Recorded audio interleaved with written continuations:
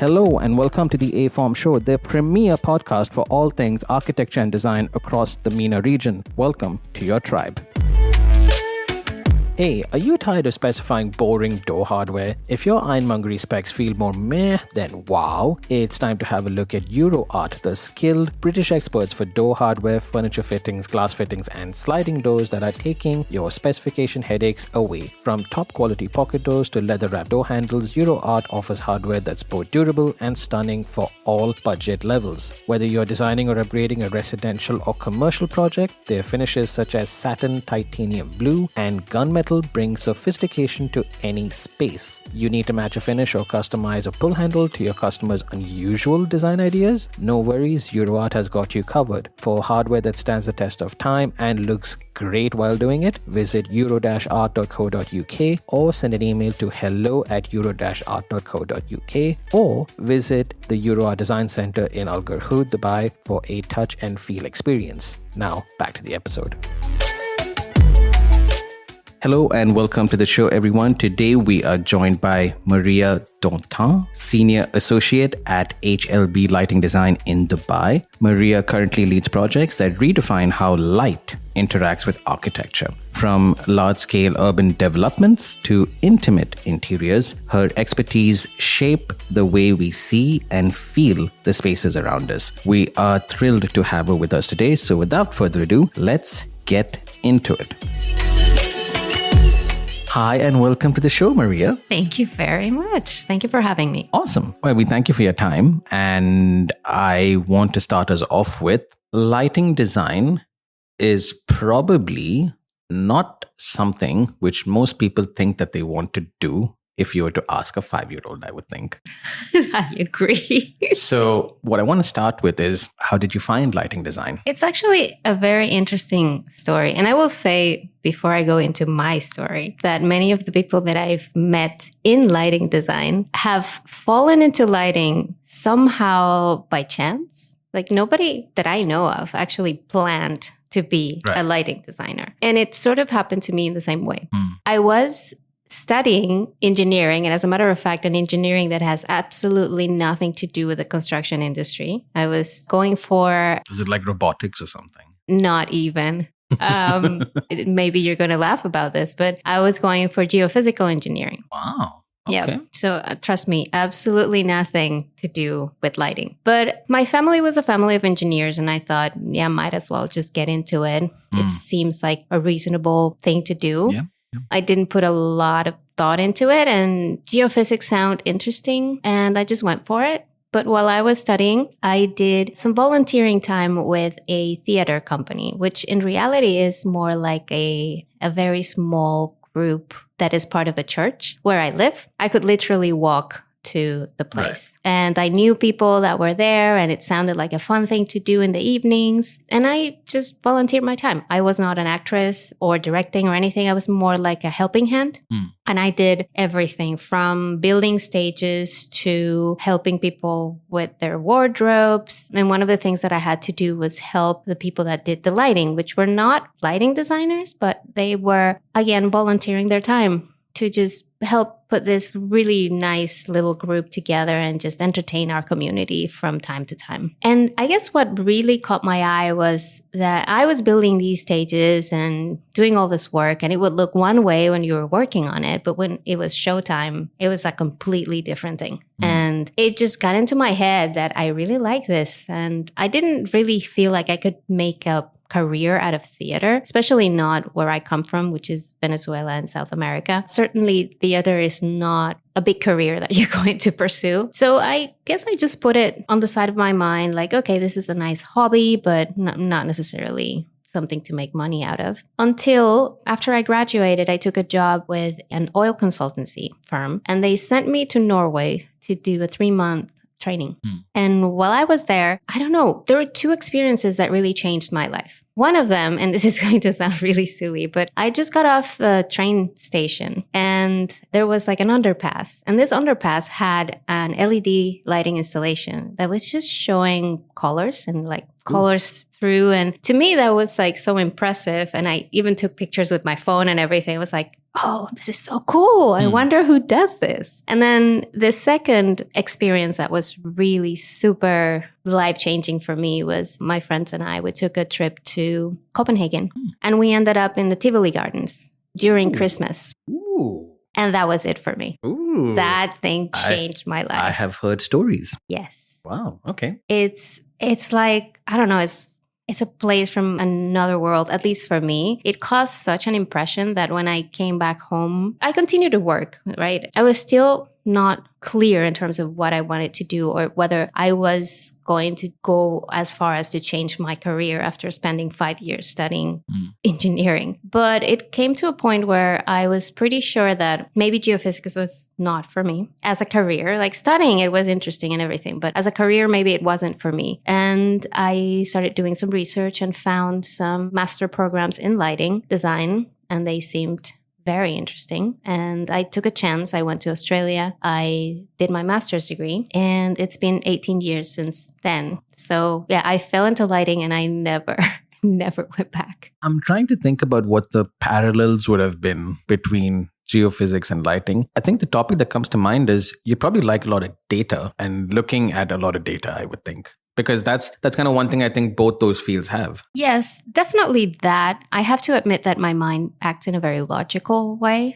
But I always felt like I needed a balance. Like I love artistic things like painting, knitting, doing jewelry. So if you go into my website, and I have like a portfolio website, you'll see a lot of things there that don't really make sense for an engineer. Or for example, I love writing, just getting ideas into paper. I love all of that. But then on the other hand, I do find data, numbers, calculations also soothing. I like things to make sense, not just be something just to be something, right? There has to be, in my opinion, a reason for it. And I like that train of thought. So to that point, I guess lighting was perfect because lighting is a little bit of a science and a little bit of art, I guess. Yeah, it's true. Yeah. Because, you can very definitively tell when lighting works and it doesn't, right? Yeah. Like, I suppose with other creative endeavors, art, for example, there's no real right or wrong. Kind of anything could work or nothing could work. But with lighting, it's very clear. Like, listen, this doesn't work.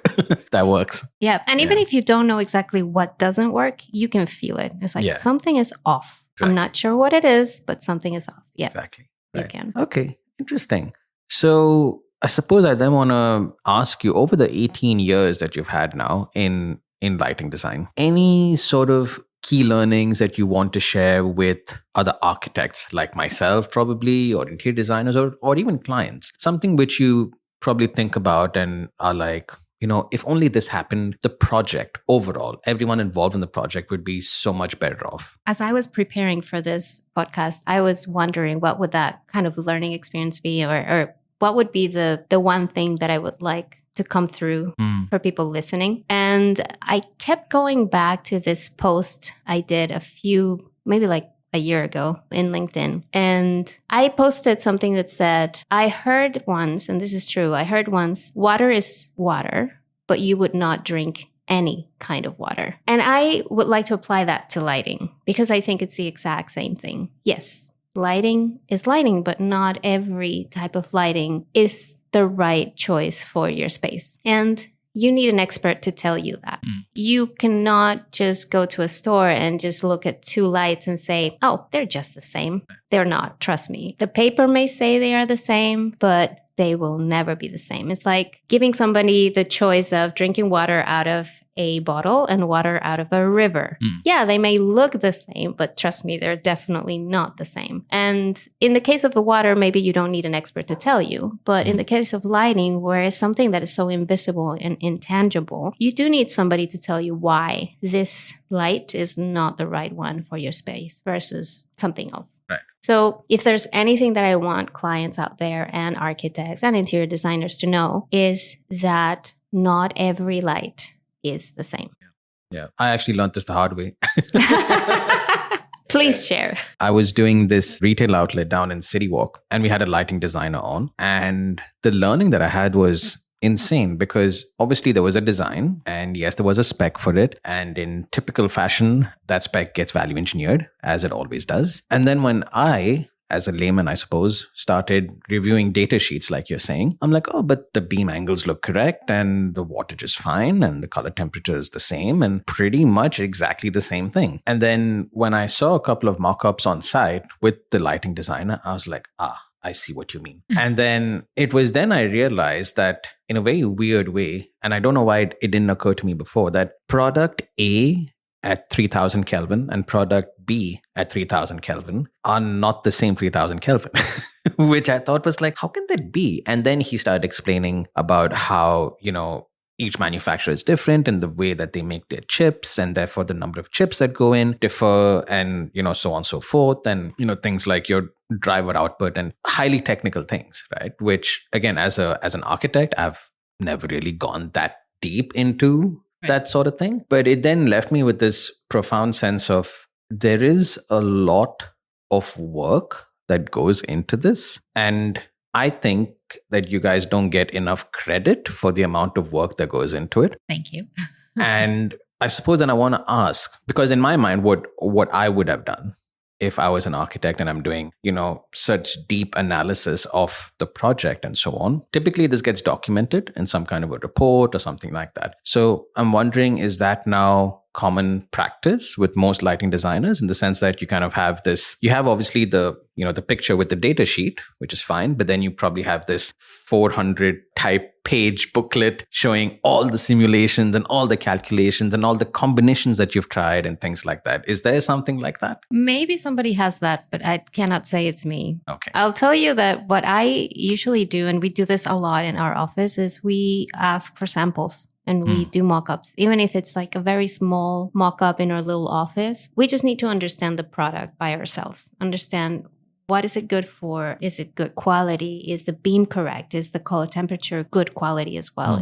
Does it render color in the way that we want it to render? And it's not that we keep a record of every single product, but we do make notes in terms of the products that are good for certain projects versus products that are good for other projects. And just to give you an example, right, if I'm going to design a gallery or a museum, I need to make sure that my beam is perfect, that the color rendering is amazing, right? But if I'm going to design somebody's home, maybe the color rendering is not super duper important. Maybe we can go with something a little less, I don't want to say less quality, but let's say less intense in terms of the color rendition. Or maybe the beam angles can be a little bit more forgiving, right? Because then you're not trying to achieve such a technically challenging task. It's more trying to create a space where people feel good, but still not going to the extreme where you absolutely need to check all the boxes. So to me, it depends on the project as well as what are you trying to achieve with the lighting, right? And to your point, I actually wanted to touch base on something. I think the problem with lighting is that we're still a little bit caught in the past. I remember talking to my mentor in New York. His name is Stephen Lees, and he used to tell me that before lighting used to be much simpler. Right, because we had lamps and we had luminaires, and you had your fluorescent lamp or your incandescent lamp, and then you had your luminaire, right? And in general, all incandescent lamps would be the same, and most fluorescent lamps would be the same, right? So there were very, very small differences between them, but they were not differences that creates such a powerfully, distant effect from one product to the next. And so it was easier back then to just look at things in the paper and say, yes, this is going to work, or no, this is not going to work. With LEDs now, the market of lighting has become so complex. There are so many variations, and there are so many ways in which you can achieve the same or similar result that I can understand why it can become so overwhelming. Like even I go to the supermarket and I want to buy a lamp, and now it's like an entire row of so many different products, so many different lamps, and some of them say daylight and some of them say incandescent lamp, but then you turn them all on and they don't look the same, they don't act the same. So LEDs had made things for the better, but also a little bit for the worst. And to me, just having that variety without having explained to the public what is the difference between all of these has created a situation where it's just overwhelming. And I think we need to start educating people. And when I mean people, I'm not just referring to people in our industry, in the construction industry, but in general, that now the technology of lighting is massively different, is not the same as it used to be. And explain what are those differences and how you can achieve what you want. Like my father-in-law that comes to me sometimes as he says, I want a light, but it has to be white. My God. Exactly. So I have to ask him, what do you mean by white? And how dare you speak of such things? What do you mean by white, right? And then he will say, no, I just want it to be crisp. Like, I don't want it to be yellow. I'm like, oh, okay. I got you. But you see, that's a kind of mentality, right? It's like, I don't even know what to go for because I don't know the differences. How can I get this crisp white light? Okay. No, it's again, now that I think of it, when I speak to non-designers, yes, that is a conversation that comes up quite often. However, for anyone who knows me, knows that I notoriously hate cold white. Notoriously. Like, I am known for stopping a meeting and turning off the light. Continuing. I'm in completely agreement with you as well. But it's like interior design. It's about tastes as well for us. So some people will like the very crisp white light. Other people will not. And at the end of the day, to me, it's also about, like I said before, about the space. What is the space that we're designing? Does it really need white, crisp light? Or does it need more warm, relaxed kind of lighting? Right? Yeah. I mean, honestly, for me, the thing is, because I suppose when it comes to most projects, as architects, I would not even say as interior designers, as architects, we tend to be kind of like quite ahead in sort of the design life cycle of the project. And therefore, what happens is, in many cases, interior designers, lighting designers, specialists tend to come on sort of further down the line, which personally, I am trying to change in the sense that we're now have been having conversations with clients where we say it is important to get specialists on during the concept stage. And typically I face friction on two parts. The first part being that clients don't see the value of lighting design. And I want to even throw in home automation, for example, just because I'm in residential architecture most of the time. So those two tend to get pretty much cut off right in the beginning, saying, oh, A, either we don't have the budget, or B, even if we do have the budget, that's a much, further down the road thing. Like, we can figure it out later. And I'm like, no, you can't.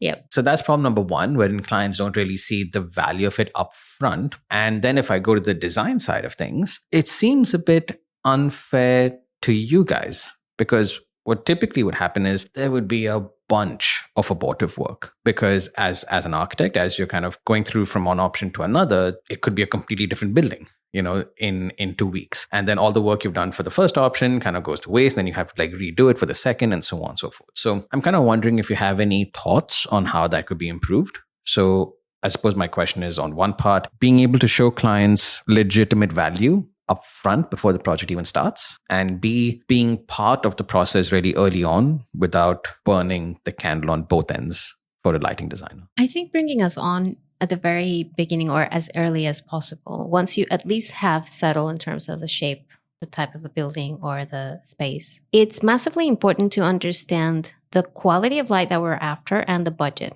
What happens a lot to us is that when we get into the project, the budget for lighting is set, and then two things happen. Either the client doesn't share it and we just go on designing until we get to the end of the project, and then, as you say, VE happens, right? And it happens in a really bad way, and I want to talk about that later. Or they share with us the budget, and then we have to tell them, what you want is not possible with this budget. So where are we going to get the money for the actual lighting that you want?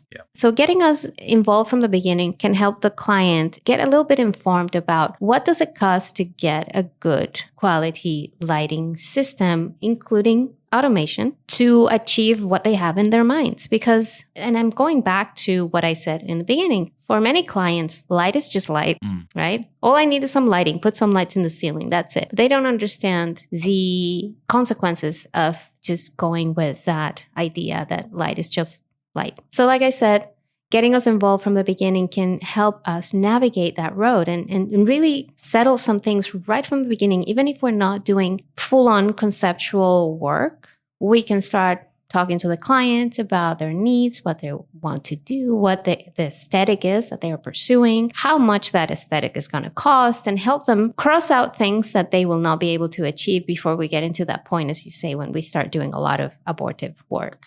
That is one thing. And the other thing is, when we get to the point where we have to do VE, I think the word and the words VE, value engineering, have really lost meaning in this region, because there's this thought process that value engineering means just getting cheaper products and doing a one-to-one replacement. And I think we have established now in this conversation that because no two lights are the same, doing a one-to-one replacement is a really bad idea. So value engineering has to come back to be what it should or used to be, which is re-looking at your project, right? And keeping the value of your design, but reimagining it so that it fits the budget that you now have. And we have done this in the past. In my experience, back in the US, we had many conversations with the clients to avoid this one-to-one swap with a cheaper product. And we would tell them, give us a week. We will relook at your project and we will give you some options to cut cost. And there are sometimes some alternatives, like, for example, there's a number of products in the back of house that could definitely go to cheaper products. Or maybe there's a different product that potentially costs a little bit more, but maybe you can space it further. And so you have less number of luminaires, right? So you're still cutting costs, but you're keeping the quality. Or maybe we can relook at some of the spaces. We keep the decorative that are very important, but maybe we, lower the cost a little bit on the not so important lighting layers. So I think in this region, we need to start reselling the value engineering portion of the project as a reevaluation of the design and not just a cost exercise where we just do a swap. Right. And I think this would apply and benefit everybody in the construction industry, and especially in the design side, right? It could benefit interior designers. It could benefit electrical engineers, mechanical engineers, controls, et cetera, et cetera, et cetera. I think you've touched upon a very interesting point, because I think what happens is, in many cases, I suppose on sort of smaller personal residential projects, it's a lot easier to do that exercise, because it's quite literally not a lot of square footage that you need to go through to find, value that you can kind of swap around. I remember doing this exercise when I was a PM on a much larger project, wherein there was a VE exercise done, but it was done beautifully because it was done, like you said, across the entire project, but across all disciplines. So for me, of course, I had, a mentor at the time that was kind of showing me how to actually do it. But the way that he saw the project, it was quite literally incomplete ownership, because I suppose we were PMs at the time because of that. But the way that he saw it, he's like, oh, do we really need 2,000 dirham Calcutta marble for back of house?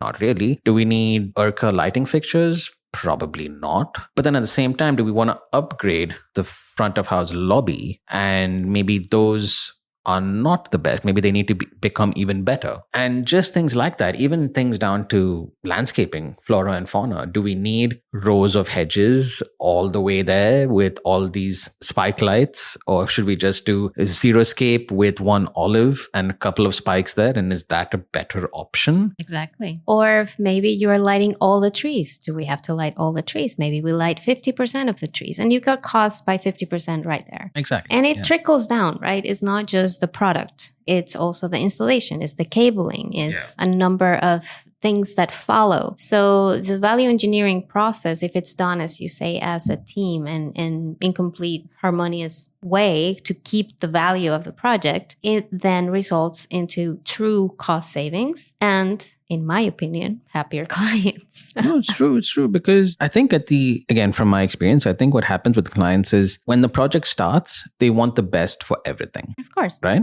And rightly so. Why not? But I think as the project evolves, key features and key elements reveal themselves as the design progresses. And I think it is important for whoever the designer is at that time to flag these and say, listen, we didn't know that, this waiting area was going to become the heart of the space, but it turns out it is the most important space. So importance given. Yes. What we thought was going to be a chef's table, for example, which theoretically in a program is the most important in an F&B situation. Maybe it turns out it's not, because it's not used most of the time because your operator doesn't really have an in-house chef even for that matter. So now it's not so important, but you only figure that out as you get through the design process. Agree. So I think having that conversation with the client also, when it does come down to time when VE kicks in, they sort of have that in their mind as well, saying, yeah, I think we should spend more there. We should save more here. Yep. Yeah. I definitely agree. And I think we need to keep talking to clients about keeping things, let's say, realistic as well. And this has to be, in my opinion, again, a conversation that needs to happen, as you say, throughout the design. Yeah. Many times clients don't want to share their budgets with us. And I cannot tell you how important that is. Like you said, to just avoid the abortive kind of work. Because what is the point of me showing something to the client that I know for a fact they cannot afford? Yeah. It's putting me in a really bad situation, and it's giving the client an expectation that then they cannot achieve. Yeah. What's the point of that? Even for them, it must be such a disappointment. Well, we wanted that. Now what are we going to do? Can you find something that looks like that and is half the price? Well, probably not. It's like you say, marble. Where are you going to find? Exactly. Right. I mean, we are human at the end of the day.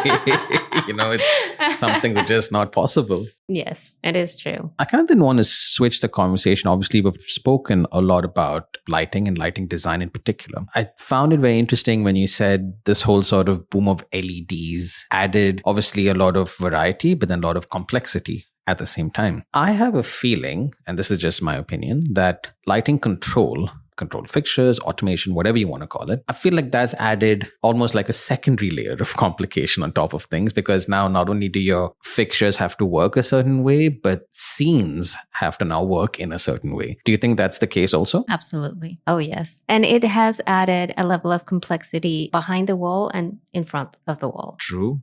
Oh, wait, now I'm thinking above the ceiling. Or above the ceiling, right? Yeah, absolutely. What I meant about behind the wall is behind the switch, right? So it has simplified many things, which I find absolutely lovely. Like, for example, we used to see 20 different switches in a wall, and every single switch used to control one layer of light. Yeah. And now we have gone down to either like a little mini iPad on the wall or a switch with multiple buttons. So it has made it simple in that sense, and it's fantastic. And I love that part of it. The coordination behind it, all the wiring, all the zoning and everything that has to do with how you put that system together is certainly much more complex than it used to be. There are so many technical details that go behind it, like dimming protocols and how much dimming do you want. And some lights can dim to very low levels, but others do not. And you're still, I'm going to go back to my point about being stuck in the incandescent days. Like, you are expecting that lights are going to dim all the way down to zero very smoothly, but it turns out that some LEDs don't do that. They get to like 10% and then they suddenly pop and off. Right? They start flickering. Or they start flickering, correct. Yeah. So there's that level of complexity where you really need an expert to tell you how the lighting is going to behave, right? And if you really want that down to zero, very smooth dimming, you will have to pay more, right? But also to the front, to people that are managing this little multi-button switch or a little screen, it has added a whole level of complexity, right? And I'm going to make a little break here just to explain something, because I think it's important. We are still in an era, right, where people are getting used to technology. Technology is changing so fast. Yep. And for our generation, it was okay because we were born when technology was ramping up and we have adapted slowly to it. But, my parents' generation and even the one that came after them are still not there. And it's really difficult for them to adjust to this kind of, you press this button here and you press that button there and voila, your lighting is boop. They don't get it. And there's still a lot of people that find difficulty with how to manage the controls of their spaces. And we have to be very conscious about it. When we work with lighting controls, we have to think it in both ways. We have to think about the technology that goes behind it and how the lighting is going to be controlled. But also I have to think about how the user is going to react to that, how the user is going to get what they want out of that switch. And I had a very interesting experience with a cancer center in New York. It was a dermatology department, and they had been sold, a tunable white system with the idea that with the different tones of white lighting, they would be able to better evaluate people's skin, which is a very good argument. But when I went to see that doctor, she told me that she was so upset because she couldn't figure it out. And to be fair, I went into the room and I tried to figure it out myself and I couldn't. And I'm a lighting designer. I'm supposed to know how this works. And I could not figure it out. So the level of complexity that we're getting to is that you get so many options like we talked about and so many, like the sky is the limit with how you want to control your lighting, that it becomes a difficulty. It becomes then a problem because you cannot find the setting that you want. So it is a complexity not only in terms of the products themselves, but it's also complexity in terms of how we interact with the lighting in our own spaces. And our jobs as lighting designers, I think, is not just to focus on how pretty the space has to look, but you also have to think about the human factor. How are people going to handle that? How are they going to feel under that kind of lighting, right? What are the different settings that you need to provide so that the space becomes useful and functional? And how can you make them accessible to people that are going to be there? All of that has become part of our work, even though before it was just put some lights on the ceiling, right? So I think you're right. I think this is, again, a conversation I'm having with a lot of our clients, especially families who are multi-generational, as you say, wherein there is probably a son and a daughter that wants to control facade lighting via their iPhone. right. And then there's a father and a mother that literally want an on and off rocker switch, for example. Exactly. And they both have to harmoniously live in this house kind of thing. I think you're right. And I think this is a conversation which I've also had with a couple of hospitality designers, wherein traditionally your sort of hotel room experience has always been kind of, key card in, key card out type situation. And then there was this push towards, we should have a customizable experience for every guest and so on. Now taking a step back, wherein it's now sort of become, yes, you have a couple of scenes, but they're all quite literally like an on and off button, just to avoid that layer of complexity, as you would. So I think my sort of question then, just looking forward is, do you think there's a happy in between, or do you think eventually everyone will catch up and we'll just become, even slicker iPads, for example? What's the future sort of thing that you see? I think there's a happy in between, and there has to be. I don't think us as humans, we develop very well when there are no limits, right? There has to be a limitation to how things are controlled around us, because otherwise I just feel we're not going to, well, again, my feeling and my opinion, but it doesn't seem like we would react very well to those environments. Right. I feel also in terms of controlling your lights that there is a little bit of comfort knowing that some things have been preset for you, that you don't have to figure them out. Right. Going back again to my experience, this same client that I mentioned with the cancer center, they were building another cancer facility or cancer treatment facility that I worked on. And we had many conversations about the human factor, right, of lighting and how lighting is affecting us. I mean, this client has amazing amount of data in terms of the impact, for example, of cancer on shift workers and their medical staff, especially women that have to work, 24 hours sometimes. And there were a lot of conversations at one point in terms of, okay, should we do a circadian lighting strategy, right? Lights that change over time and that tune with the color of the sun, etc., just to keep, well, first of all, to understand if this is going to improve their lifestyle, right? And lower the incidence of cancer in our staff, and also to help them avoid any changes in their circadian rhythm, right? At that time, it was a conversation about, is this going to work? And then the question was, well, should we extend it to the patients? And again, we did a lot of research and we realized that for the patients, this time in their lives, battling cancer was really difficult. The fact that there was something that they could not control was psychologically jarring and very difficult to handle for them. It created a high level of anxiety and a lot of uncertainty in their lives. And the outcome of all of those conversations was, no, let's not put this lighting that changes in their bedrooms, right? Let's just give them the control of their lighting. And then if they want a bright environment, they can get a bright environment. If they want a dim environment, then they can get that too. And we will just give them full control of what that is. And to be exact, we didn't even give them tunable white lighting. We actually just gave them lights that as you dim them, they turn warmer. Okay. And that was it. And it worked fabulously, to be honest. The staff that is always under pressure, that are the ones that are working there, that have to be up and running 24/7, they are the ones that get the circadian lighting strategy, let's call it, and the patients do not. And what we discovered is that setting those limits actually works well for both populations, let's say. Yeah, within the same project, so to speak. Exactly, within the same project. But setting those limitations was massively, massively important. And actually, as a funny note, one of the mock-ups that we did, the head nurse was telling us that the lighting, when they hit the emergency button, had to come on like in one swift switch, right? And funny enough, the lighting controls manufacturer had set up the ramp up of the lighting as a dim up within like a couple of seconds, right? Because that's what you get in hospitality settings. Yeah, and yeah, if you yeah. in your home, you don't want the lights to just like pop, right? Yeah, yeah. But the nurse was so adamant. She was like, no, it has to pop. Like, this is an emergency. I cannot wait 2 seconds for the light to come up. You know, speaking about how you have to make sure that your lighting fits the function of the room. So anyway, going back to what we were saying, I think establishing healthy limits, it's a good approach pretty much to everything in our lives. And having all of the possibilities all there for you, isn't that kind of overwhelming? I mean, it would for me. Yeah, it would. Sorry, I'm still thinking about the emergency sign. I'm like, it's a chilled out emergency. It kind of takes its time to become an emergency. Yep. And they tried, trust me, they were in the room trying and they reduced it to like 1 second. They reduced it even a little bit more. And she was like, no, it has to be on immediately. Wow. Again, a valid point. I mean, I don't think she's being illogical. I get what she's trying to say. Yeah. Me too.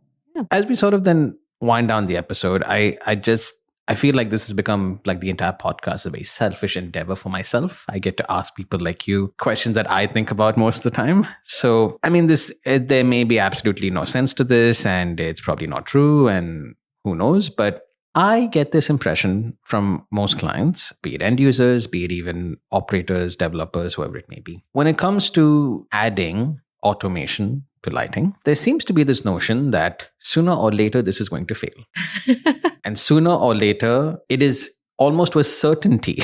Like, you know, this if one thing doesn't work, then the entire thing doesn't work, and then we have to call a programmer, and then they have to come, and then this happens, and that happens. And no, let's just I don't even want to go down that road. Yeah. Is that true? I mean, can we avoid failures? Do failures even happen that often? I mean, I don't really know. That is such an interesting question. Of course, failures happen, right? I think the issue is, again, going back to the whole LED, right? LEDs have been sold as this technology that's going to last forever, right? Oh, you will not have to change your lighting in 10 years. And the operators would love that. Like, why do I want to change my lights? That's a pain, right? But just as everything in your building, it needs some care, right? And it needs some attention. Every year, there should be some checkups. You should bring somebody in, make sure that the system is doing well. After all, it's a computer, right? We all know that from time to time, we have to restart our computers so that they come back to their senses. So it's good practice to just bring somebody into your building, into your home, and just do a checkup every year at least, or make sure that things are working fine. And this is from the lighting controls perspective. It's just good practice. And just in the same way that you clean your fridge every now and then, that you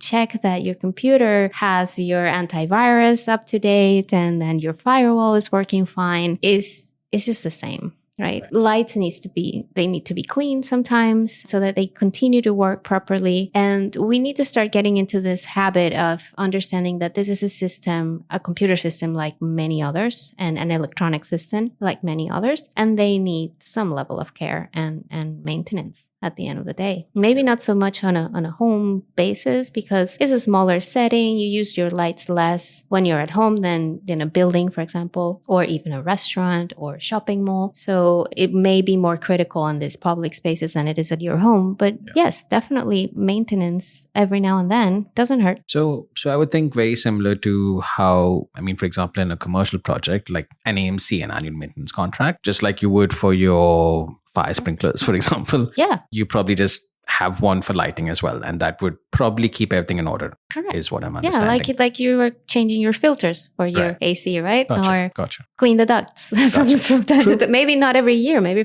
every 5 years, but yeah, you have to do some level of maintenance for sure. Okay. Yeah. All right. The other thing is that you remember lights used to fail, as in the light would not work anymore. Yes. It doesn't happen anymore. That's true. I would be the one that would have to climb up the ladder and be like, oh, it's too hot. Hold on. Yeah. I gotta like unscrew it, take out this filament bulb, put another filament bulb in. Exactly. But if you think about it, it happened probably every year, every 2 years or so. Yeah. And so it was enough for people to keep like a maintenance schedule in mind. True. We don't do that anymore because the LED lights just keep on working unless there's a very evident failure. And funny enough, I think about that all the time. Like I have a bulb at home in one of my floor lamps and it has been working for at least 5 years and I haven't changed it at all. And I guess I just keep it as a reminder that, oh yeah, LEDs do work. Yeah. Honestly, I didn't measure it at the beginning, so I don't know how much of light it has lost over the years, but it still works and it works fine. But if it had been an incandescent bulb, it would have been burnt a long time ago. True. Yeah. Okay. Final question from I should give this segment like a title, right? Like things that Alan thinks about or something like that. But sort of like a final point that, again, as an architect, we're now looking at, when we look at projects that have a significant lighting scope, so probably more hospitality, I would think, F&B in particular. We're now, I mean, I'm sure this has been there for a while, but I've only ever seen it like live and in action fairly recently over the last few years, which are sort of these Bluetooth lighting fixtures. I think it's a Kasambi system or something like that, which obviously save a lot of headache because, no wiring, number one. And I'm assuming at a compromise of no wiring, there's probably something else which inflates, probably bigger drivers or, a larger dB space or, something as a sort of compromise to not having that kind of wiring and things like that. So question number one would be, where do you sort of stand on those types of systems which are entirely wireless? And B, is there a compromise because the wireless, something else sort of inflates? There's definitely a place for those systems. That's my stand on that. There is a little bit of an extra, let's say, component that has to be added to every light so that it works with the system. And I don't think that, speaking about budget, it would be much more of an add-on compared to the wiring. Like, honestly, I would have to do a little bit of math, but I don't think it would. There is a downside to that, and I think it's the reliability of the system, right? Because it is wireless. So they are very robust, to my understanding, and the conversations that I've had with the manufacturers are very robust, and they use technologies that are like pretty difficult to hack, and within, as long as you are within the range, you will have controllability. But there's this robust nature of something that is connected via a wire, right? That just gives you a little bit of a peace of mind. Yeah, it's hardwired in. It's hardwired. Exactly, right? So to me, if I'm doing, let's say, a renovation project where I cannot add any more wiring, or if I'm doing a historical project where wirings are just not acceptable or they're going to look god-awful, sure, let's go with a wireless. Why not? But if I'm doing new construction, I'm putting wires anyway. So why am I going to do this? There has to be more of a reason to do it than just, oh, it's kind of cool that it is wireless. Yeah, it's true. Yeah. That is, I think I share a similar opinion, wherein I think maybe it's the era that we grew up in. Like Bluetooth to me just doesn't seem very reliable. Although, having said that, my AirPods always connect all the time. So I suppose it's getting better. Well, interesting that you say that, because I'm having trouble with my wireless pods. There are not AirPods. Yeah. And with some phones it works and with others it doesn't. And I've been trying to figure it out, right? Yeah. And I haven't found the answer to that. Yeah. So there's an example of when things don't exactly work as planned when they are wireless. Yeah. I'm not saying that it's going to happen everywhere, but it could. It just adds that possibility, right? Like it's just one more thing that could go wrong. And I suppose in some projects, like you said, like the Cancer Research Institute, for example, you want to keep as many things as possible that can go wrong as minimum as possible. Absolutely. So, yeah, that makes sense. All right. So clearly we can talk about lighting forever. Oh, yeah. Yeah. But for the purposes of this episode, we have something called the aForm tradition, which is basically a question that's asked by a previous guest to the next guest, not knowing who they are. So you don't know who's asked the question. The person who's asked the question does not know who's going to get the question. And just to make things even more random and complex, we have a question bank, which all these questions get fed into. So you may get a question from someone who asked it 4 years ago. Who knows? Okay. And it's supposed to be a bit of fun. Sometimes it's quite fun. Sometimes it's quite deep and philosophical about, what is the purpose of life kind of thing. You're scaring me. No, it's fun. It's fun. This is normally where, people don't hear it on the episode, but this is normally when we take a break, get another coffee, that kind of thing. Just something to think about. Okay. But I will pull up your question today and we'll see how it goes. Okay. So I think our trusty Jovel has put a question for you together, which is, hold on, let me pull it up. Wait, hold on. Let me read this correctly. Okay. All right. Okay. I get it now. If you could magically change one thing in your life, what would it be and why? Oh my God. So I suppose this is kind of clearly outside of design. It could be anything. If you could magically change one thing in your life, what would it be and why? I'm going to go off with a confession here that not many people know about me. And this is very, very personal. But to be honest, I don't really have a problem speaking about. But I actually have fertility problems. So if there's something that I could change in my life, I would change that. Okay. That's a pretty good answer. Yep. Yeah. Yep. So what that means, just for everybody out there, because I'm sure there's going to be questions coming my way. But some people know this about me. I suffer from a condition called endometriosis, and it makes it very, very hard to have children. Right. So if I could change something, it would definitely be that. It's the only thing that comes to mind. I'm fine with everything else in my life, with the challenges and the benefits and the good and the bad. Right. Yeah. Okay. Well, there you go. I think that's probably one of the best answers I've heard so far. Oh, we've not asked this question obviously before, but when you're very self-aware, which I think is a very desirable trait for most designers, because I think, funnily enough, most designers are not that self-aware. Like many times when I ask these questions, like, what's your favorite food? People are like, hold on, I really like pizza, but Chinese is not bad. And I'm like, yeah, you should give this a bit more thought. Well, and to be honest and to relate this with lighting in some way or another, I think the reason why I have this condition is probably because why I have gotten so involved and interested in how light affects our health. And I'm a well AP, and I worked in this cancer facility that honestly changed my life in the way that I see spaces now. I've done a lot of research in terms of how lighting is affecting us. And I'm very excited to what's coming. I see a lot of more research coming up. And I believe that the lighting industry, at least, is definitely going to see a change moving forward. And many lighting designers are going to start pushing for a more scientific look into what kind of lighting is best in our spaces to help us be better, feel better, be more comfortable, tune ourselves with our own nature, right? So yeah, I think in a way that my health condition not only is something that I have to live with, but it's something that I've used and harvested in a way to push me to do more things. Yeah. So, yeah. Well, on that note, Maria, I think that's a good point to end the episode, kind of looking forward. And we obviously from the show wish you the best of luck, send you all the good vibes possible. Thank you. And I keep telling this to everyone that the show is only possible because of people like yourself giving us your time and being honest and sharing and saying what needs to be said about things, even if you don't particularly agree with them or they are not the popular thing to say probably. But that kind of honesty is what makes, I think, the show very good. So on behalf of everyone involved, thank you so much for your time. And thank you. Thank you for having me. This was really fun. Awesome. And for the rest of you guys, we will catch you guys next week.